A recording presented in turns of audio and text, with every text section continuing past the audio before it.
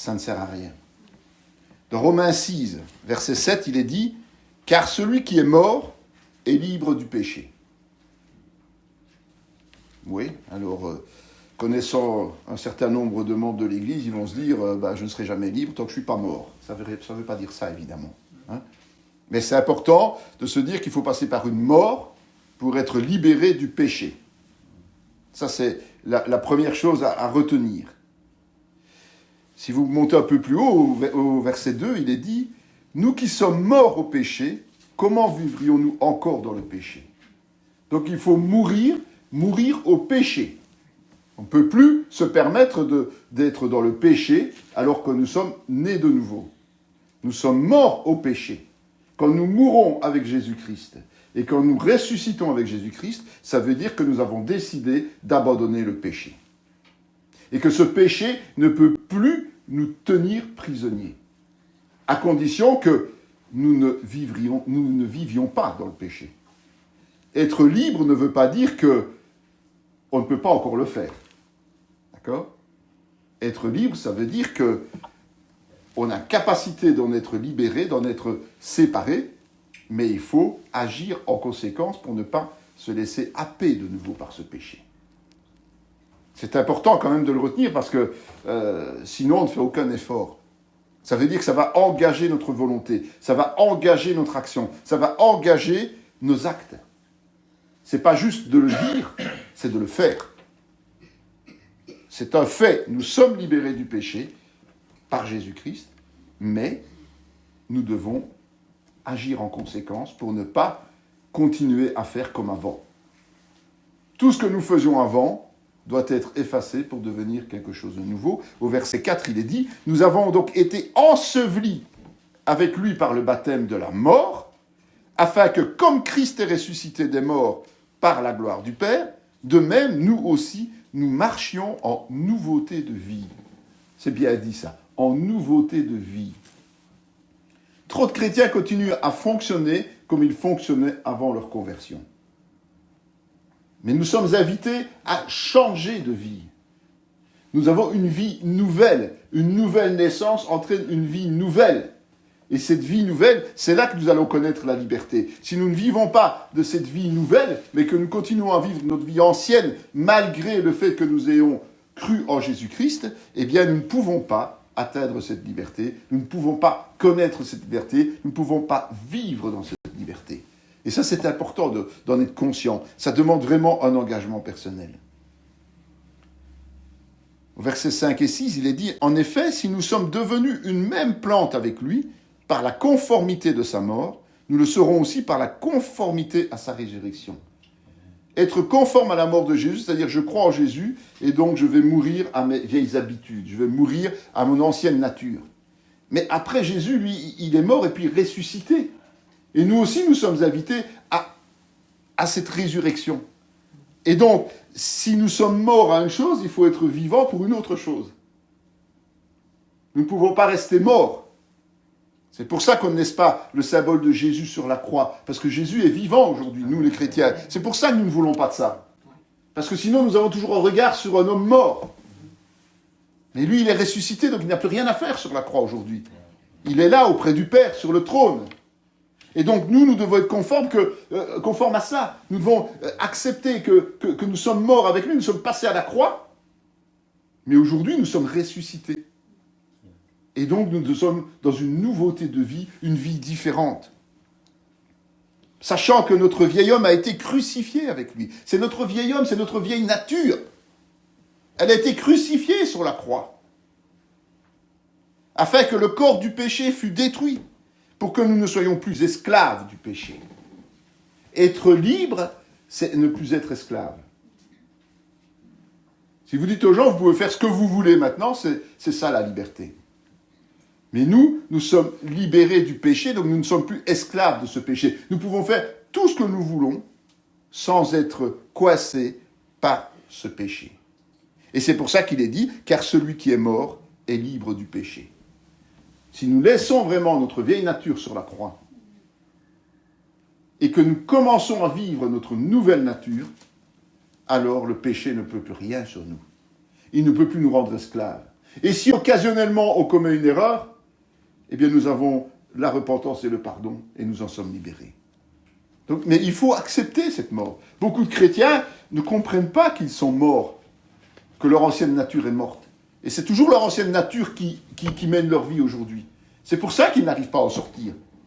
Parce qu'ils sont toujours sur la croix. Ils n'ont pas quitté cette croix. Ils sont toujours là, la vieille nature est sur la croix et ils n'arrivent pas à la décrocher finalement. Jésus a dû être décroché de la croix pour ressusciter. On a dû le mettre dans le tombeau pour qu'ensuite il ressuscite. Et nous, notre vieille nature, il faut l'enterrer. Il faut la mettre dans le tombeau. Il faut l'enlever de la croix et la mettre définitivement dans le tombeau pour pouvoir ressusciter, vivre nouvellement, avoir une nouvelle manière de vivre.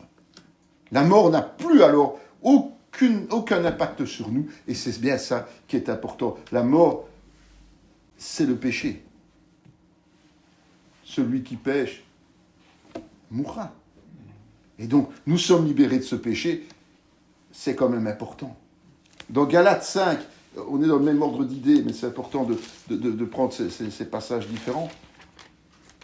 Paul a beaucoup prêché là-dessus, mais de façon sporadique, et il faut les retrouver, quoi. Il dit au verset 1, « C'est pour la liberté que Christ nous a affranchis. » Christ ne nous a pas débarrassés du péché pour nous rendre esclaves. Il nous a débarrassés du péché pour nous rendre libres. Parce que le péché est contraignant. Le péché travaille sur notre conscience. Le péché fait que nous sommes toujours obligés de trouver des solutions pour ne pas que les autres le voient ou pour ne pas que les autres nous pénalisent. Donc c'est contraignant. On est esclave de ce péché, de ses conséquences. Mais si nous sommes affranchis par Christ, eh bien, nous n'avons plus à être esclaves de ce péché. Si nous avons bien enterré notre vieille nature, eh bien, nous sommes libres. Nous sommes libres.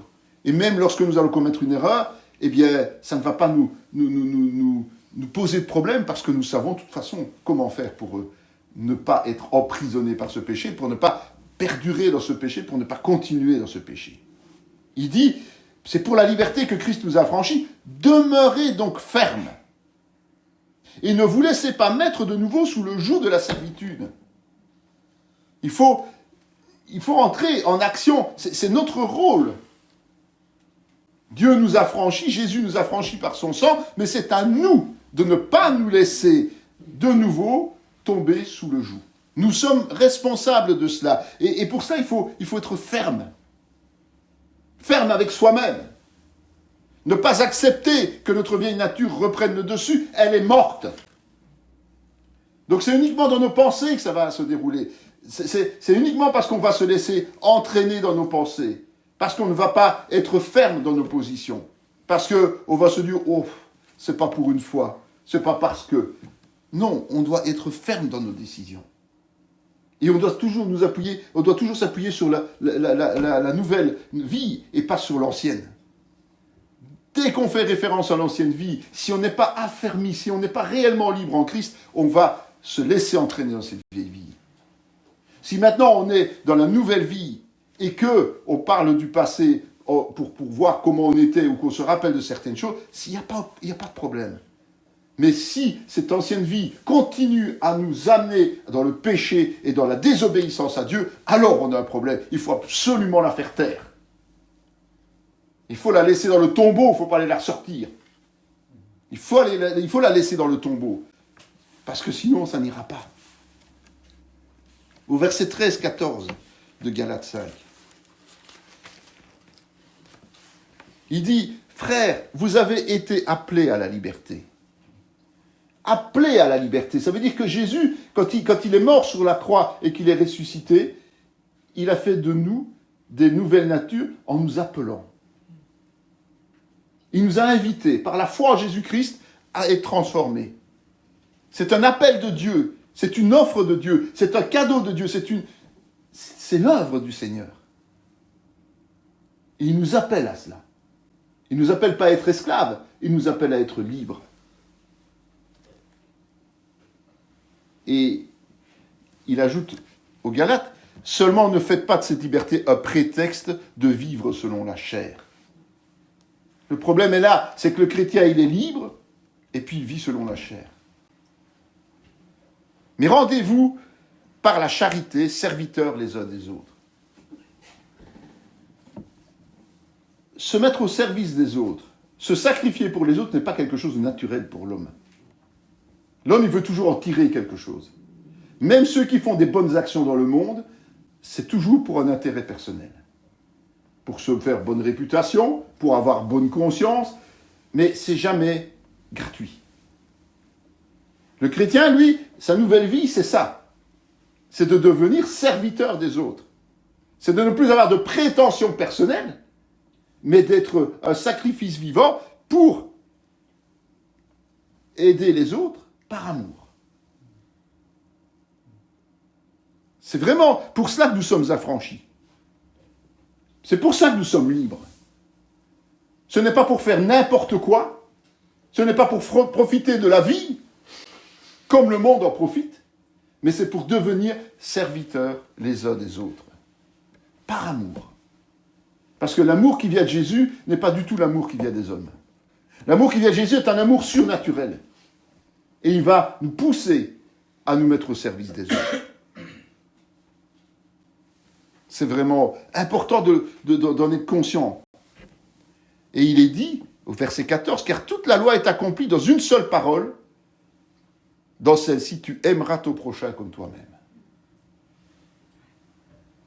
Oh, si on reste esclave du péché, si on reste sur notre ancienne nature, on ne va pas avoir cet esprit de service.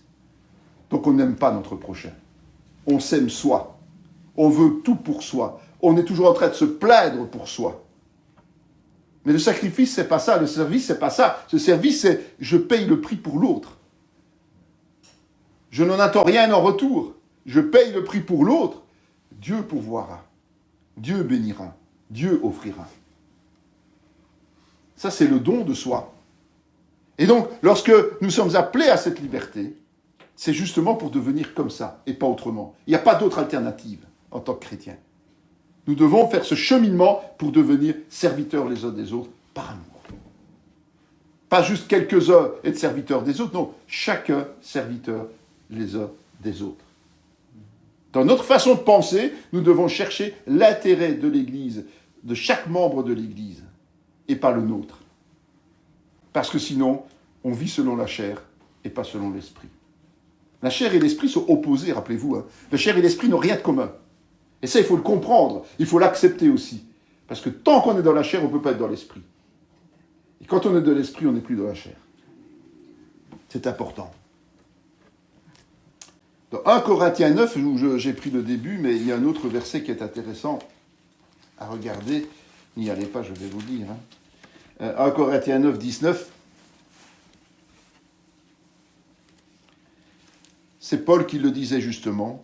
Car bien que je sois libre à l'égard de tous, donc nous sommes libres, nous sommes dépendants de personne quelque part, une fois que nous sommes libérés du péché, je me suis rendu le serviteur de tous afin de gagner le plus grand nombre.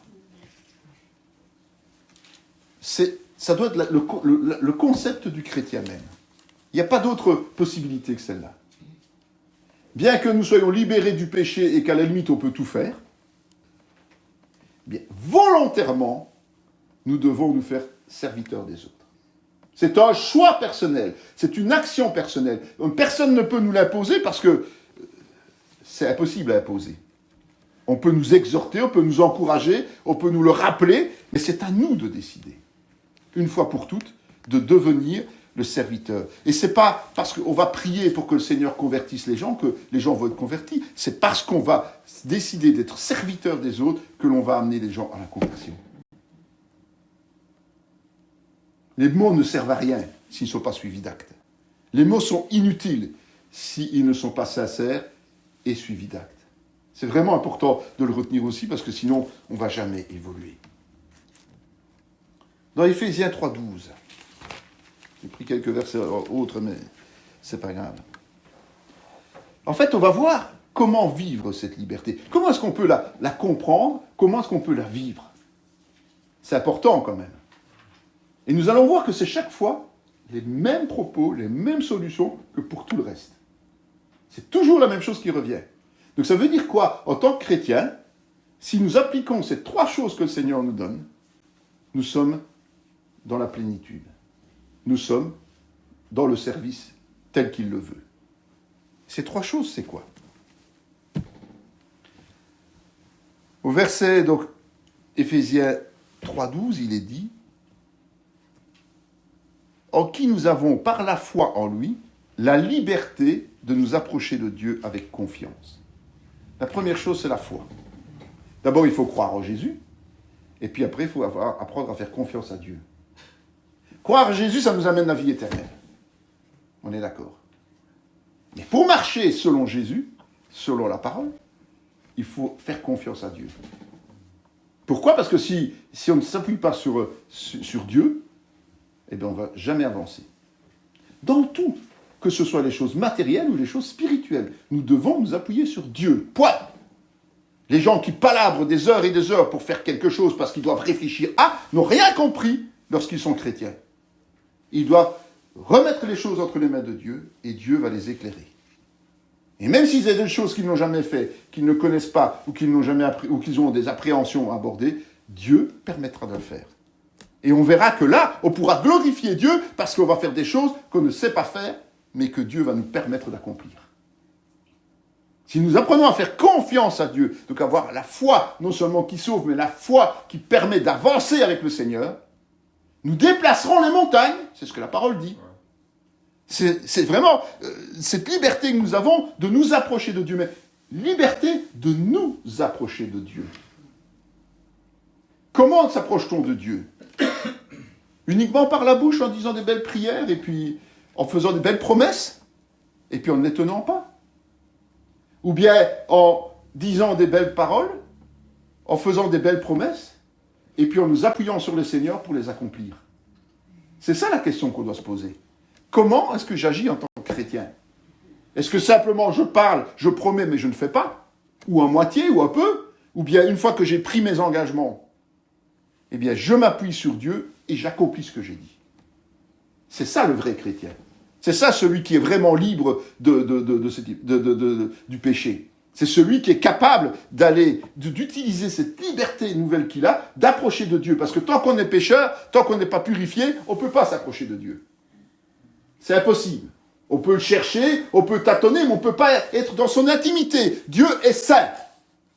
Dieu est saint. On ne peut pas être dans l'intimité de Dieu si on ne travaille pas comme il nous demande, c'est-à-dire de nous sanctifier. Et donc, quand nous sommes libres du péché, eh bien, si nous laissons le péché, si nous laissons notre vieille nature dans le sépulcre, et que nous vivons notre vie nouvelle, eh bien, nous pouvons y aller avec confiance. C'est un choix que nous faisons, de nouveau. C'est un choix que nous devons faire. Personne ne peut nous l'imposer, personne ne peut le faire à notre place. C'est nous qui devons accomplir ce travail-là sur nous-mêmes. On ne peut pas faire autrement. Important de le retenir chaque fois. Dieu nous donne les choses, il nous rend libres, mais chaque fois, c'est nous qui devons prendre des décisions et qui devons travailler en conséquence. Donc, première chose, la foi est indispensable. Mais la foi, pas seulement je crois en Jésus, c'est la foi qui fait confiance à Dieu pour réaliser les choses, matérielles comme spirituelles. Et c'est plus facile de tester cette confiance par des choses matérielles. Aussi bête que ça puisse paraître. Combien de fois je vous dis, quand ça coince, demandez à Dieu. Et puis vous vous ouvrirez des portes que vous ne pouvez même pas imaginer. Vous n'y penserez pas. Et puis à un moment donné, tilt une idée. C'est pas vous qui l'avez cette idée. C'est le Seigneur qui vous la donne. Parce que vous lui faites confiance. Et que vous savez qu'il vous tirera d'affaire, toujours. Vous utilisez votre liberté. La deuxième façon d'utiliser la liberté, de la connaître et de l'avoir, il faut les 3. Il ne faut pas juste un des deux ou un, deux ou trois. Il faut les 3. D'accord? Le deuxième se trouve dans 2 Corinthiens 3, 17. Or, le Seigneur, c'est l'Esprit, et là où est l'Esprit du Seigneur, là est la liberté. Nous sommes le temple vivant du Saint-Esprit. Donc l'Esprit est censé être en nous. Mais l'Esprit ne peut être en nous que si nous marchons dans les voies du Seigneur, si nous restons libres de ce péché.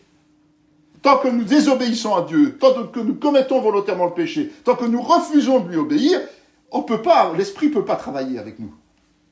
Il ne peut pas, parce qu'il est saint.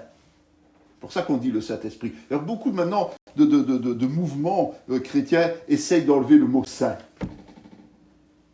Ah oui, si vous enlevez le mot saint, vous n'avez plus qu'esprit. Et donc, vous pouvez dire, nous sommes remplis de l'esprit. D'accord? Mais non, l'esprit, il est saint. On ne peut pas enlever les deux. Oui, c'est l'esprit saint ou le Saint-Esprit. C'est tout, point. Alors oui, c'est l'esprit, mais il est saint. Donc, comme nous pouvons nous approcher de Dieu avec confiance, si nous utilisons cette liberté du péché, par rapport au péché, eh bien, nous pouvons aussi laisser l'esprit nous remplir et nous utiliser et travailler au travers de nous si notre temple est propre, si notre vase est en bon état et est bien nettoyé de tous ces péchés, de toutes ces fautes. Tant que nous, on est dans la désobéissance, on n'a aucune prétention de parler de la part du Saint-Esprit, de parler par le Saint-Esprit, de prier par le Saint-Esprit. Ça ne peut pas fonctionner. Ça ne peut pas fonctionner. Il faut être clair. Hein? Si le péché est là, Satan est là. Si le péché est là, Satan est là. J'insiste bien. Satan ou autre, ses représentants. Hein? C'est logique. Parce que c'est le péché qui nous rend esclaves à ce moment-là. Nous sommes toujours esclaves du péché, nous sommes esclaves de Satan. Nous appartenons toujours à Satan, quelque part. Nous offrons à Satan la place qu'il n'a plus en nous. C'est quand même fou, mais c'est comme ça. Alors, il faut absolument que nous soyons sanctifiés et que l'Esprit puisse donner la plénitude de sa puissance en nous. Ça, c'est la deuxième chose. La foi et l'Esprit. Les deux sont nécessaires. Et la troisième, je suppose que vous l'avez deviné, quand même. Non? Jacques 25.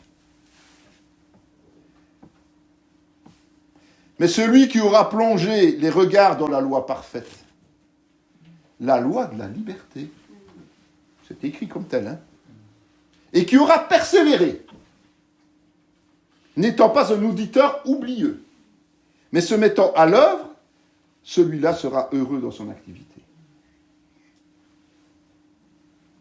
Est-ce que vous êtes heureux en tant que chrétien aujourd'hui? C'est la question qu'on doit se poser. Suis-je heureux en tant que chrétien? Si vous êtes heureux, ça se voit. On sent la vie qui est en vous. On sent la vie de Christ en vous. Sinon, vous n'êtes pas heureux. Et vous n'êtes pas heureux pourquoi? Parce que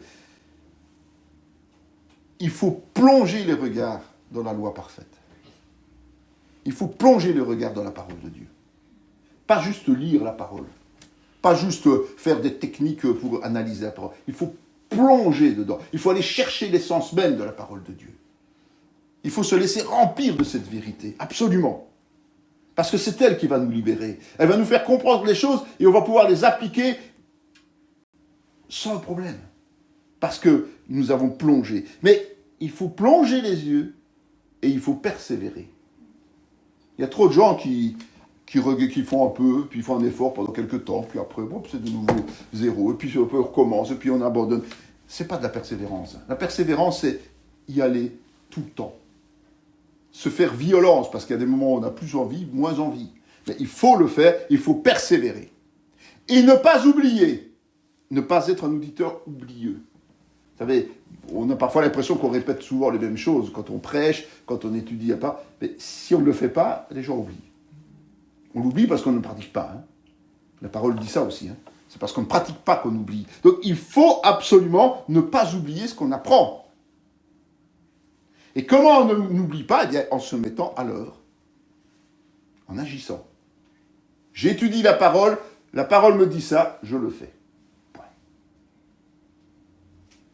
J'ai besoin de la foi, j'ai besoin de l'esprit, j'ai besoin de la connaissance. Mais toujours les trois mêmes. Ça tourne toujours autour des trois. Pour tout. Et il est dit, celui-là sera heureux dans son activité. Donc pour être heureux, en tant que chrétien, eh bien il faut les trois. Voilà pourquoi des chrétiens sont mal dans leur peau.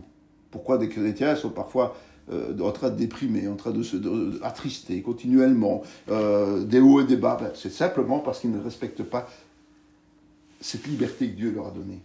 Cette liberté que Jésus leur donne. C'est ça le problème. Il faut pas seulement dire « Ok, nous sommes libres », mais cette liberté, c'est un peu comme si on vous disait « Vous êtes en prison, ok, on t'ouvre la porte, tu es libre ». Et vous restez assis dans la prison. C'est exactement ça. Hein. Vous restez assis dans la prison. Vous croyez que Pierre, il est resté dans la prison quand on lui a ouvert la porte? Vous croyez que Paul est resté dans la prison quand on lui a ouvert la porte? Eh bien, beaucoup de chrétiens, malheureusement, restent dans cette prison. La prison du péché, la prison du monde, la prison de la chair. La porte est ouverte, la porte n'est plus fermée, puisqu'il a reçu cette liberté. Mais il ne bouge pas. Il reste là, dans la prison même, alors que le monde est devant lui. Et personne ne va refermer la porte, il est sauvé. Donc la liberté, elle est là, il suffit de la saisir. C'est ça qu'il faut comprendre. Il suffit de la saisir, elle est là. Elle est acquise, une fois pour toutes, par le sang de Jésus. Mais il faut passer le seuil. Ne pas rester dans la cellule, sortir de cette cellule. C'est ce à quoi nous sommes amenés. C'est vraiment ça que nous devons faire. Sortir de cette cellule.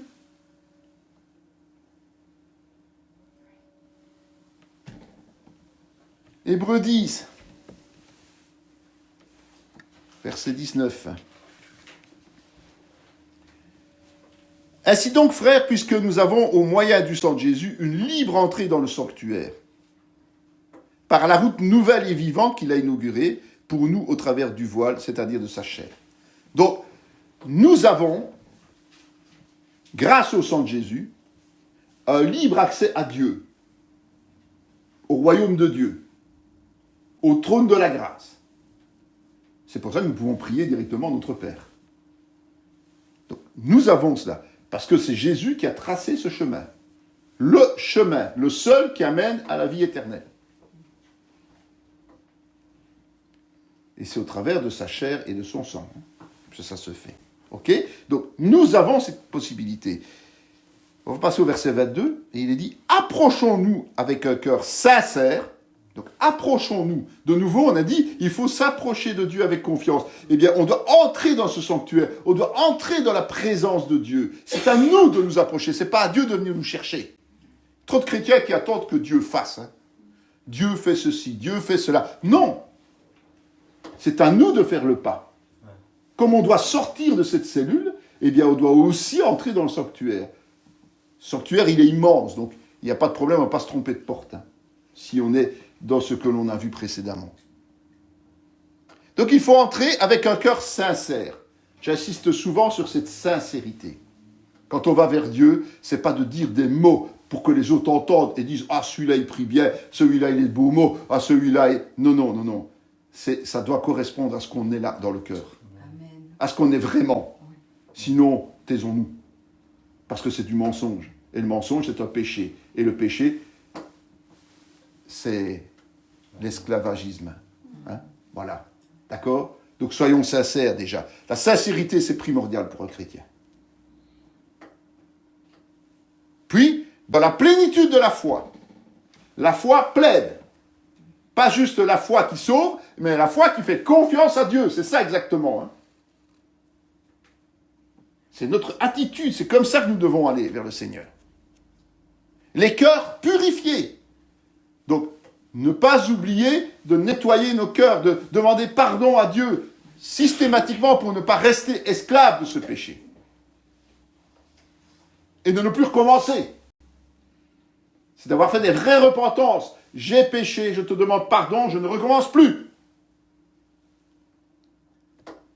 Les cœurs purifiés d'une mauvaise conscience. Voilà le problème. Pourquoi les chrétiens ne sont pas heureux ? Parce qu'ils ont une mauvaise conscience. Ils savent qu'ils ne peuvent pas, mais ils font quand même. Ils savent que ça ne plaît pas à Dieu, mais ils continuent quand même. Ils savent qu'ils ne se comportent pas comme des serviteurs, et donc ils sont au porte-à-faux avec le Seigneur, mais ils continuent quand même. On ne peut pas avoir une bonne conscience comme ça. C'est impossible. Et on ne peut pas être heureux dans ses activités. C'est impossible aussi. Et le corps lavé d'une eau pure, c'est justement purifié de toute souillure. Laisser notre vieille nature. C'est la nouvelle nature qui est là, qui doit être là. Donc c'est notre façon de nous présenter devant le Seigneur. On doit absolument y aller de cette manière-là. Et c'est comme ça qu'on est heureux en tant que chrétien. C'est comme ça qu'on fera face à toutes les situations compliquées en tant que chrétien. C'est vraiment, la liberté est une attitude. Il faut saisir cette liberté pour changer notre attitude. Et à partir de ce moment-là, eh bien, nous sommes heureux dans ce que nous faisons. Et on va prendre le dernier passage qui est 2 Corinthiens.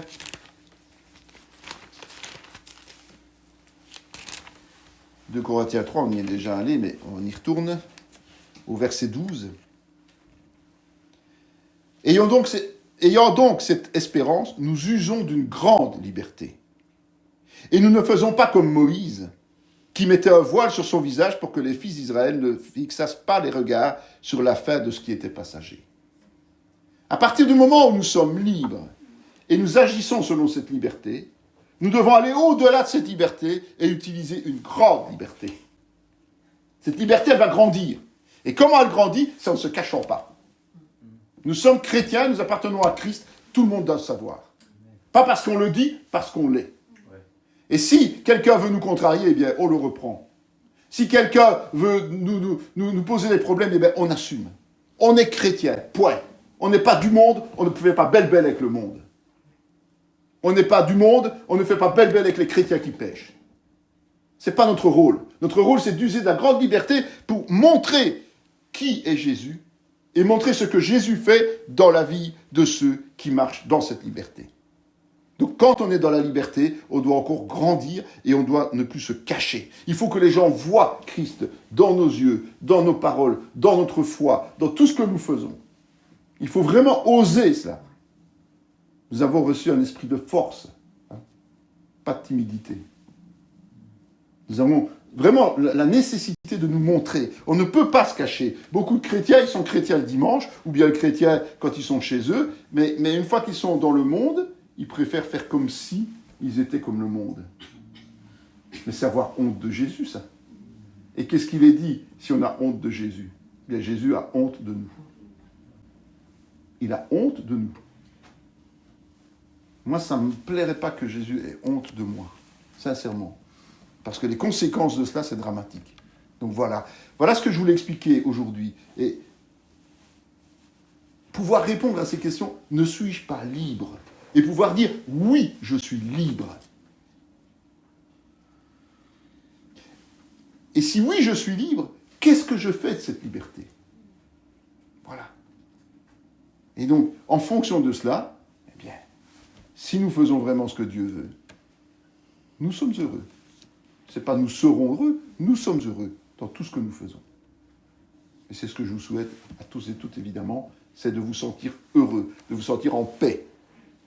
Je sais que ce n'est pas le cas d'un certain nombre d'entre nous, c'est malheureux, mais il faut justement se ressaisir et entrer dans cette liberté. Il n'y a pas d'autre alternative. Mais c'est un acte personnel. Et c'est un acte volontaire, c'est un acte qui coûte.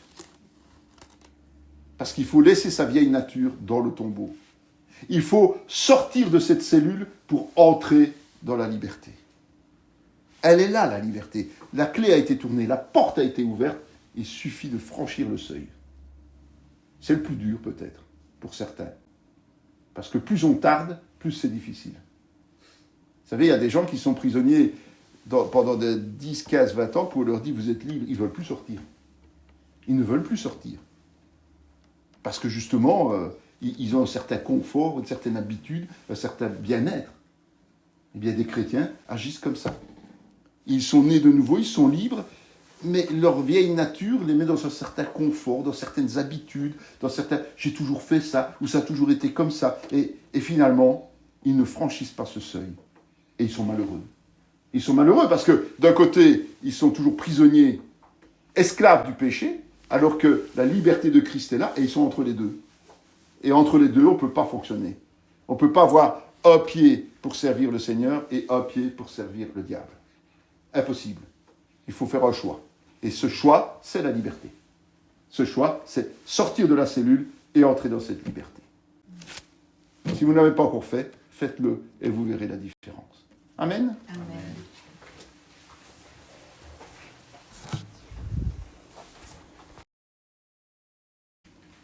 Alors, pour savoir si on est libre, il faut savoir ce que ça veut dire être libre. Parce que si on ne sait pas ce que ça veut dire, ça ne sert à rien.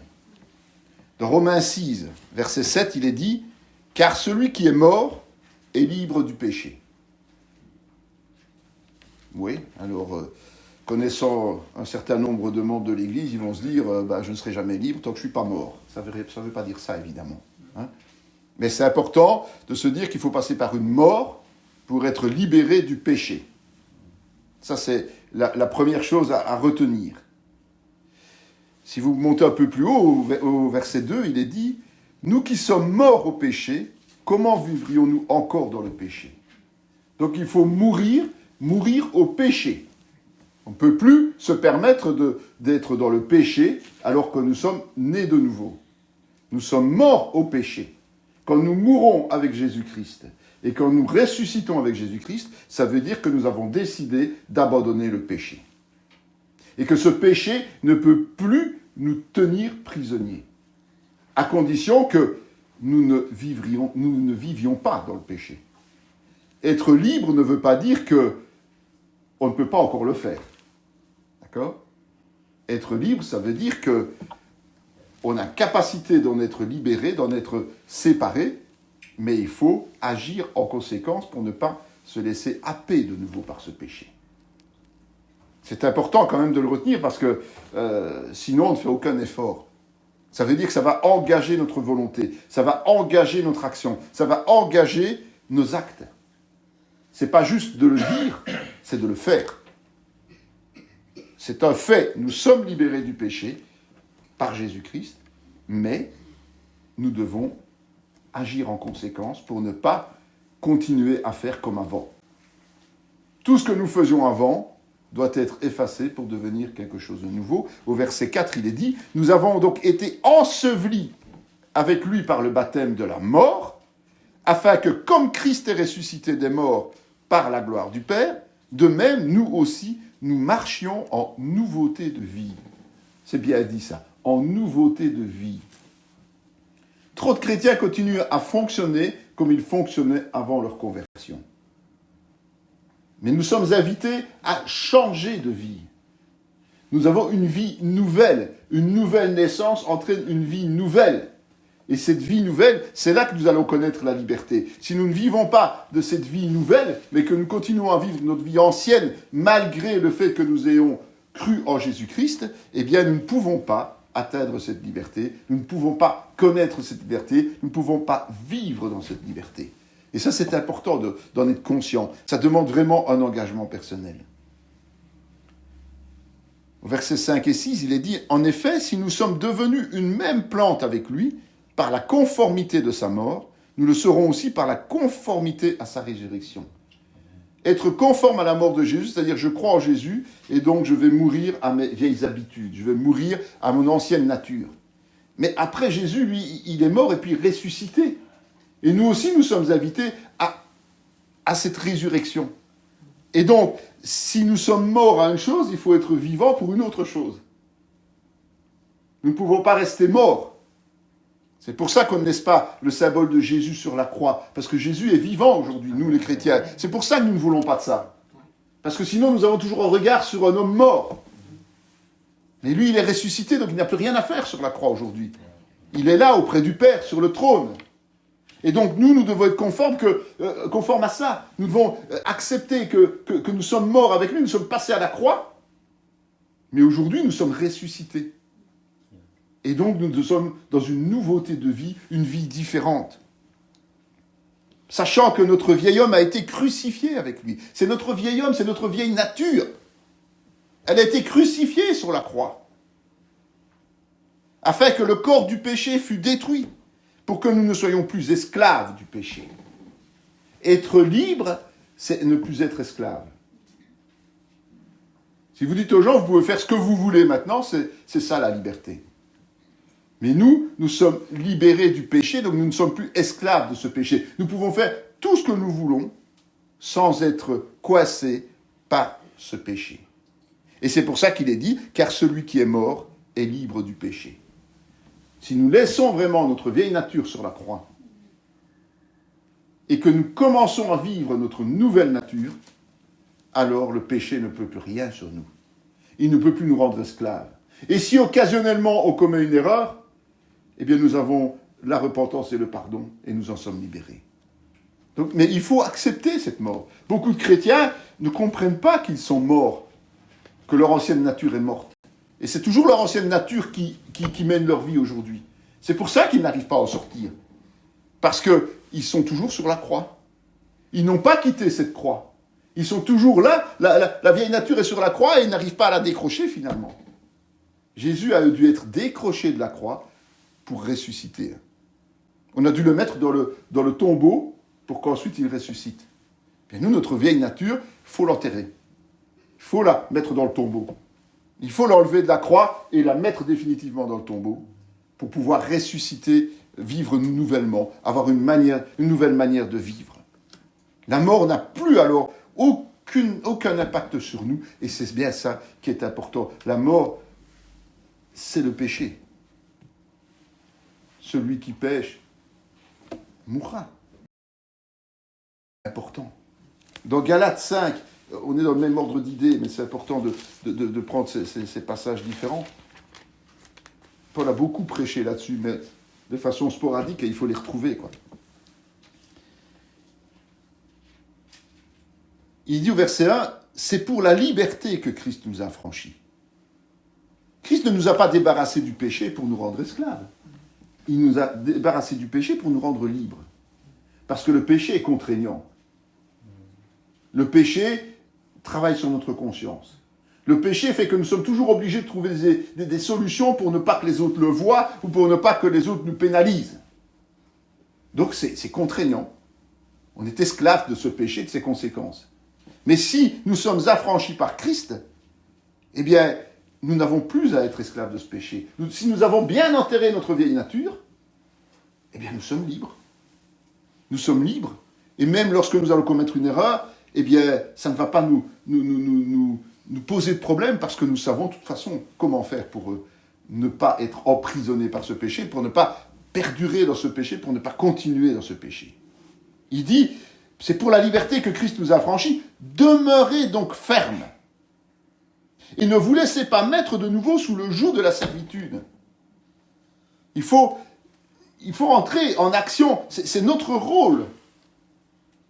Dieu nous a franchis, Jésus nous a franchis par son sang, mais c'est à nous de ne pas nous laisser de nouveau tomber sous le joug. Nous sommes responsables de cela. Et pour ça, il faut être ferme. Ferme avec soi-même. Ne pas accepter que notre vieille nature reprenne le dessus, elle est morte. Donc c'est uniquement dans nos pensées que ça va se dérouler. C'est uniquement parce qu'on va se laisser entraîner dans nos pensées, parce qu'on ne va pas être ferme dans nos positions, parce qu'on va se dire « Oh, c'est pas pour une fois, c'est pas parce que... » Non, on doit être ferme dans nos décisions. Et on doit toujours s'appuyer sur la nouvelle vie et pas sur l'ancienne. Dès qu'on fait référence à l'ancienne vie, si on n'est pas affermi, si on n'est pas réellement libre en Christ, on va se laisser entraîner dans cette vieille vie. Si maintenant on est dans la nouvelle vie et qu'on parle du passé pour voir comment on était ou qu'on se rappelle de certaines choses, il n'y a pas de problème. Mais si cette ancienne vie continue à nous amener dans le péché et dans la désobéissance à Dieu, alors on a un problème. Il faut absolument la faire taire. Il faut la laisser dans le tombeau, il ne faut pas aller la ressortir. Il faut la laisser dans le tombeau. Parce que sinon, ça n'ira pas. Au verset 13-14 de Galates 5. Il dit, « Frères, vous avez été appelés à la liberté. » Appelés à la liberté. Ça veut dire que Jésus, quand il est mort sur la croix et qu'il est ressuscité, il a fait de nous des nouvelles natures en nous appelant. Il nous a invités, par la foi en Jésus-Christ, à être transformés. C'est un appel de Dieu, c'est une offre de Dieu, c'est un cadeau de Dieu, c'est l'œuvre du Seigneur. Et il nous appelle à cela. Il ne nous appelle pas à être esclaves, il nous appelle à être libres. Et il ajoute aux Galates, « Seulement ne faites pas de cette liberté un prétexte de vivre selon la chair. » Le problème est là, c'est que le chrétien, il est libre, et puis il vit selon la chair. Mais rendez-vous par la charité, serviteurs les uns des autres. Se mettre au service des autres, se sacrifier pour les autres n'est pas quelque chose de naturel pour l'homme. L'homme, il veut toujours en tirer quelque chose. Même ceux qui font des bonnes actions dans le monde, c'est toujours pour un intérêt personnel. Pour se faire bonne réputation, pour avoir bonne conscience, mais c'est jamais gratuit. Le chrétien, lui, sa nouvelle vie, c'est ça. C'est de devenir serviteur des autres. C'est de ne plus avoir de prétention personnelle, mais d'être un sacrifice vivant pour aider les autres par amour. C'est vraiment pour cela que nous sommes affranchis. C'est pour ça que nous sommes libres. Ce n'est pas pour faire n'importe quoi. Ce n'est pas pour profiter de la vie, comme le monde en profite, mais c'est pour devenir serviteurs les uns des autres. Par amour. Parce que l'amour qui vient de Jésus n'est pas du tout l'amour qui vient des hommes. L'amour qui vient de Jésus est un amour surnaturel. Et il va nous pousser à nous mettre au service des autres. C'est vraiment important d'en être conscient. Et il est dit, au verset 14, « Car toute la loi est accomplie dans une seule parole, dans celle-ci, tu aimeras ton prochain comme toi-même. » Oh, si on reste esclave du péché, si on reste sur notre ancienne nature, on ne va pas avoir cet esprit de service. Donc on n'aime pas notre prochain. On s'aime soi. On veut tout pour soi. On est toujours en train de se plaindre pour soi. Mais le sacrifice, c'est pas ça. Le service, c'est pas ça. Ce service, c'est je paye le prix pour l'autre. Je n'en attends rien en retour. Je paye le prix pour l'autre. Dieu pourvoira. Dieu bénira. Dieu offrira. Ça, c'est le don de soi. Et donc, lorsque nous sommes appelés à cette liberté, c'est justement pour devenir comme ça, et pas autrement. Il n'y a pas d'autre alternative en tant que chrétien. Nous devons faire ce cheminement pour devenir serviteurs les uns des autres par amour. Pas juste quelques-uns être serviteurs des autres, non, chacun serviteur les uns des autres. Dans notre façon de penser, nous devons chercher l'intérêt de l'Église, de chaque membre de l'Église, et pas le nôtre. Parce que sinon, on vit selon la chair et pas selon l'esprit. La chair et l'esprit sont opposés, rappelez-vous. La chair et l'esprit n'ont rien de commun. Et ça, il faut le comprendre, il faut l'accepter aussi. Parce que tant qu'on est dans la chair, on ne peut pas être dans l'esprit. Et quand on est dans l'esprit, on n'est plus dans la chair.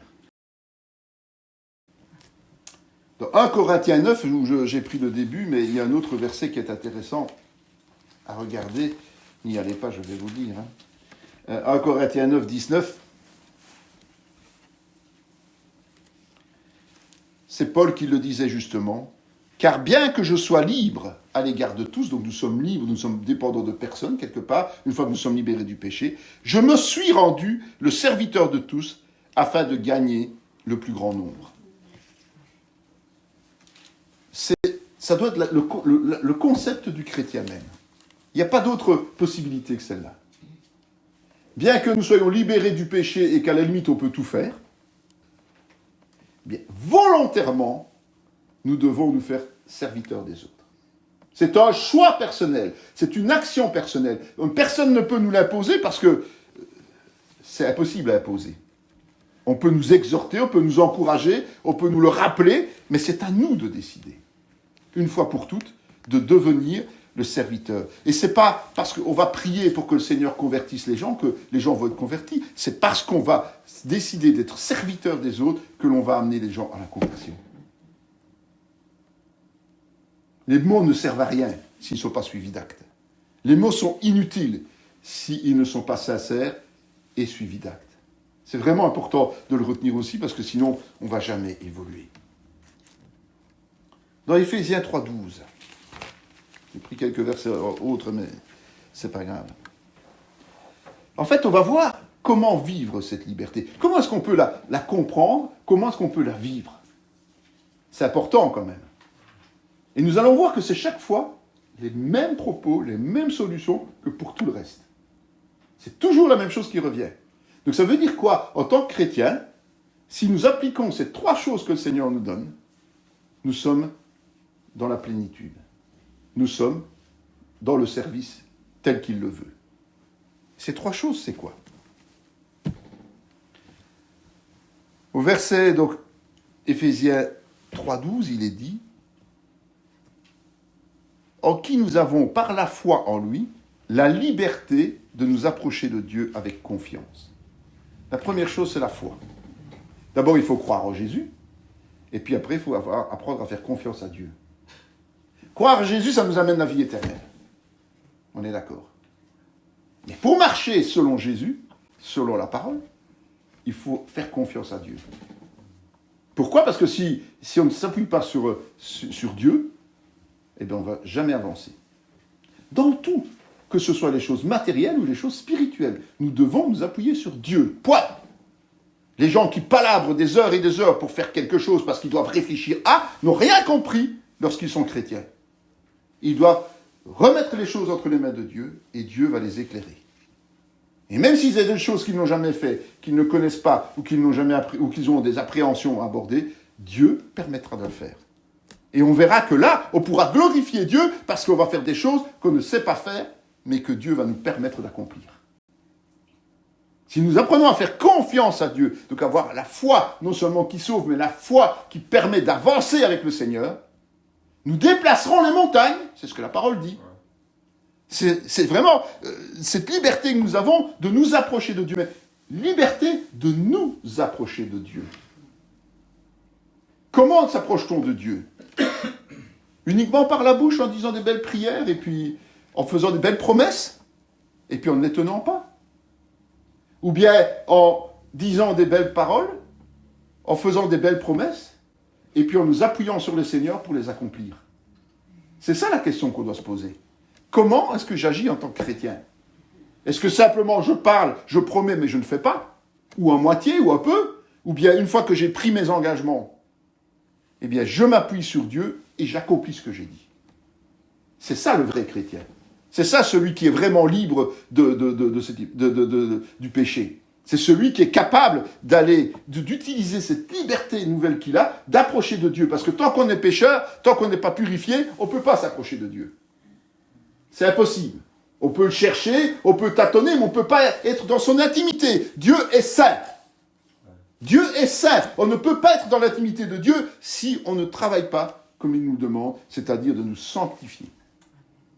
Et donc, quand nous sommes libres du péché, eh bien, si nous laissons le péché, si nous laissons notre vieille nature dans le sépulcre, et que nous vivons notre vie nouvelle, eh bien, nous pouvons y aller avec confiance. C'est un choix que nous faisons, de nouveau. C'est un choix que nous devons faire. Personne ne peut nous l'imposer, personne ne peut le faire à notre place. C'est nous qui devons accomplir ce travail-là sur nous-mêmes. On ne peut pas faire autrement. Important de le retenir chaque fois. Dieu nous donne les choses, il nous rend libres, mais chaque fois, c'est nous qui devons prendre des décisions et qui devons travailler en conséquence. Donc, première chose, la foi est indispensable. Mais la foi, pas seulement je crois en Jésus, c'est la foi qui fait confiance à Dieu pour réaliser les choses, matérielles comme spirituelles. Et c'est plus facile de tester cette confiance par des choses matérielles. Aussi bête que ça puisse paraître.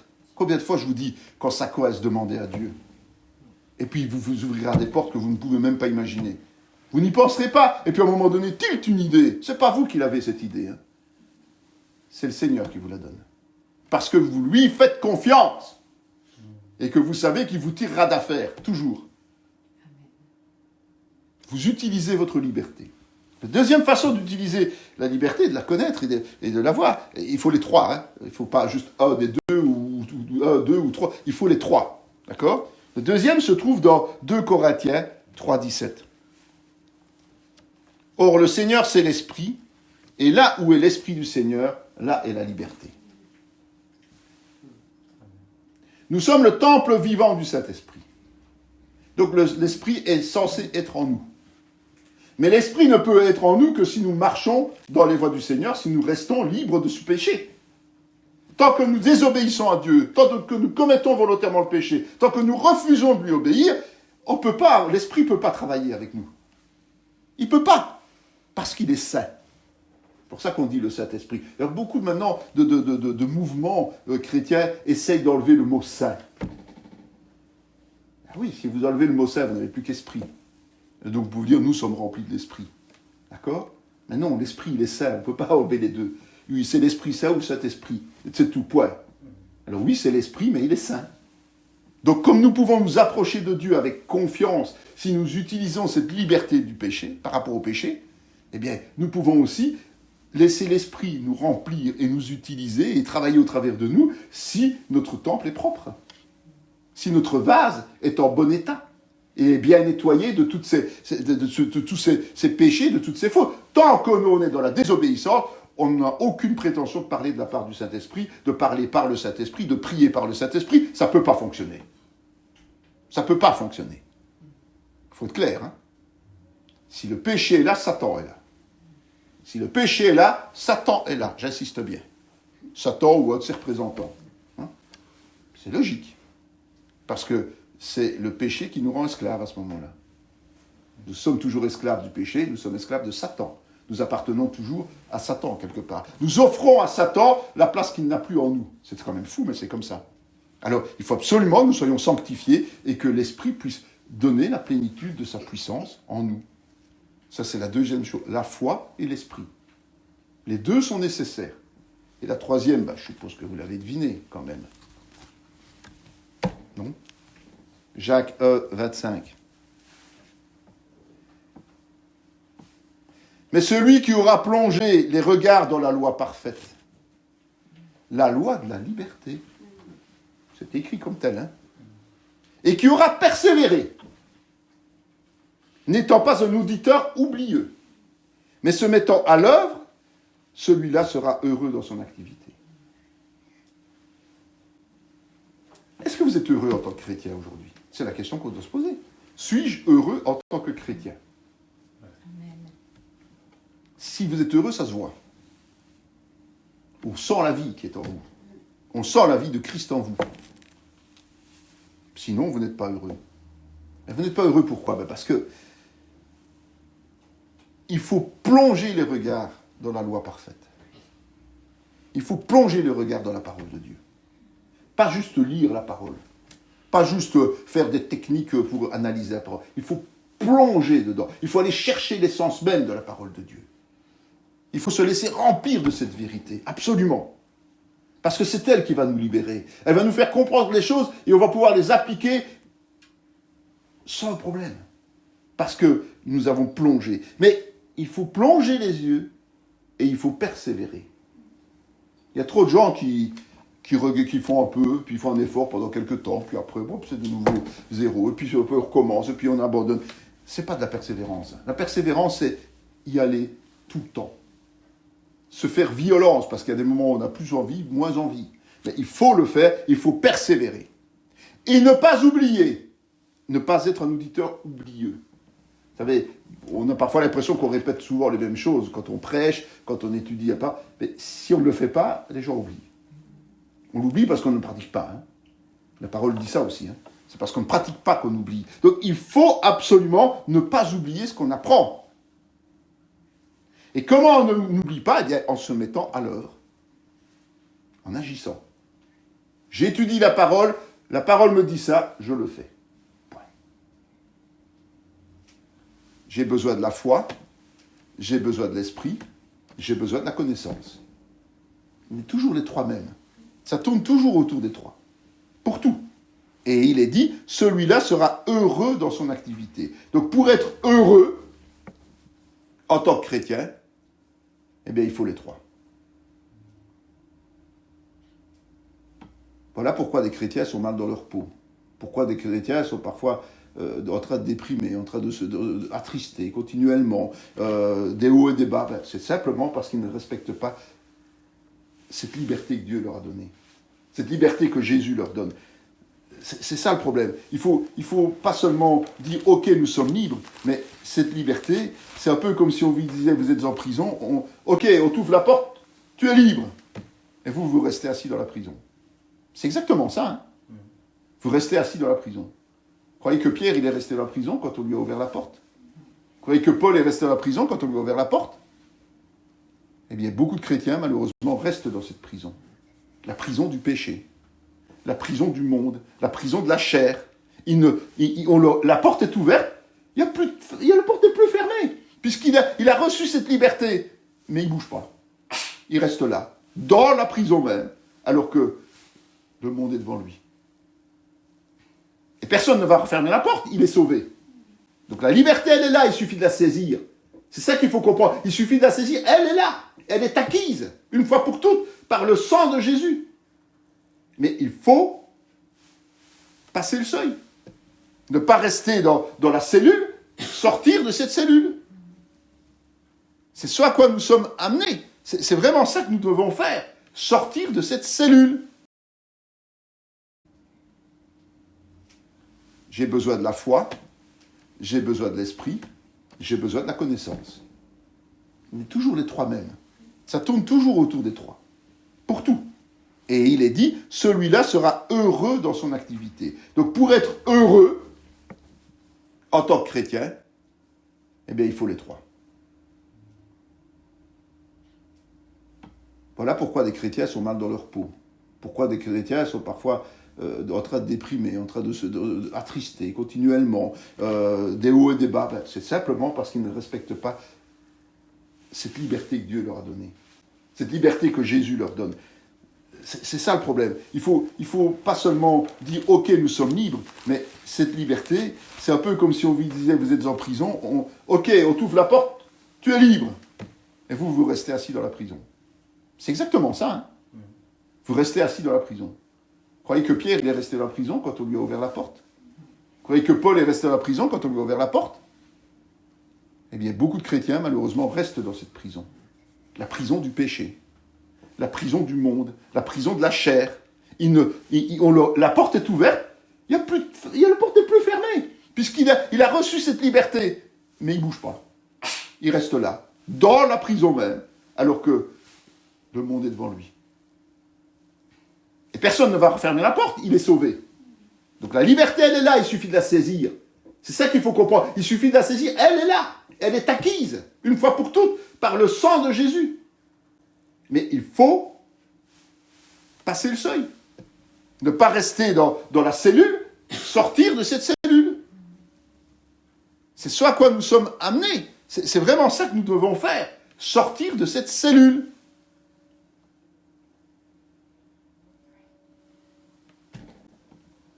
Hébreux 10, verset 19. Ainsi donc, frères, puisque nous avons, au moyen du sang de Jésus, une libre entrée dans le sanctuaire, par la route nouvelle et vivante qu'il a inaugurée pour nous au travers du voile, c'est-à-dire de sa chair. Donc, nous avons, grâce au sang de Jésus, un libre accès à Dieu, au royaume de Dieu, au trône de la grâce. C'est pour ça que nous pouvons prier directement notre Père. Donc, nous avons cela. Parce que c'est Jésus qui a tracé ce chemin. Le chemin, le seul qui amène à la vie éternelle. Et c'est au travers de sa chair et de son sang que ça se fait. Ok? Donc, nous avons cette possibilité. On va passer au verset 22, et il est dit « Approchons-nous avec un cœur sincère ». Donc, approchons-nous. De nouveau, on a dit, il faut s'approcher de Dieu avec confiance. Eh bien, on doit entrer dans ce sanctuaire. On doit entrer dans la présence de Dieu. C'est à nous de nous approcher. C'est pas à Dieu de venir nous chercher. Trop de chrétiens qui attendent que Dieu fasse. Hein. Dieu fait ceci, Dieu fait cela. Non. C'est à nous de faire le pas. Comme on doit sortir de cette cellule, eh bien, on doit aussi entrer dans le sanctuaire. Le sanctuaire, il est immense. Donc, il n'y a pas de problème, on ne va pas se tromper de porte. Hein, si on est dans ce que l'on a vu précédemment. Donc il faut entrer avec un cœur sincère. J'insiste souvent sur cette sincérité. Quand on va vers Dieu, c'est pas de dire des mots pour que les autres entendent et disent « Ah, celui-là, il prie bien, celui-là, il est de beaux mots, ah, celui-là, il... » Non, non, non, non. Ça doit correspondre à ce qu'on est là, dans le cœur. Amen. À ce qu'on est vraiment. Sinon, taisons-nous. Parce que c'est du mensonge. Et le mensonge, c'est un péché. Et le péché, c'est l'esclavagisme. Hein? Voilà. D'accord? Donc soyons sincères déjà. La sincérité, c'est primordial pour un chrétien. Puis, dans la plénitude de la foi plaide. Pas juste la foi qui sauve, mais la foi qui fait confiance à Dieu. C'est ça exactement. Hein? C'est notre attitude. C'est comme ça que nous devons aller vers le Seigneur. Les cœurs purifiés. Donc, ne pas oublier de nettoyer nos cœurs, de demander pardon à Dieu systématiquement pour ne pas rester esclave de ce péché. Et de ne plus recommencer. C'est d'avoir fait des vraies repentances. J'ai péché, je te demande pardon, je ne recommence plus. Les cœurs purifiés d'une mauvaise conscience. Voilà le problème. Pourquoi les chrétiens ne sont pas heureux? Parce qu'ils ont une mauvaise conscience. Ils savent qu'ils ne peuvent pas, mais ils font quand même. Ils savent que ça ne plaît pas à Dieu, mais ils continuent quand même. Ils savent qu'ils ne se comportent pas comme des serviteurs, et donc ils sont au porte-à-faux avec le Seigneur, mais ils continuent quand même. On ne peut pas avoir une bonne conscience comme ça. C'est impossible. Et on ne peut pas être heureux dans ses activités. C'est impossible aussi. Et le corps lavé d'une eau pure, c'est justement purifié de toute souillure. Laisser notre vieille nature. C'est la nouvelle nature qui est là, qui doit être là. Donc c'est notre façon de nous présenter devant le Seigneur. On doit absolument y aller de cette manière-là. Et c'est comme ça qu'on est heureux en tant que chrétien. C'est comme ça qu'on fera face à toutes les situations compliquées en tant que chrétien. C'est vraiment, la liberté est une attitude. Il faut saisir cette liberté pour changer notre attitude. Et à partir de ce moment-là, eh bien, nous sommes heureux. Et on va prendre le dernier passage qui est 2 Corinthiens.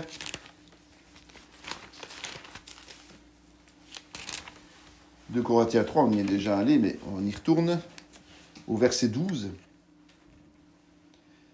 Ayant donc cette espérance, nous usons d'une grande liberté.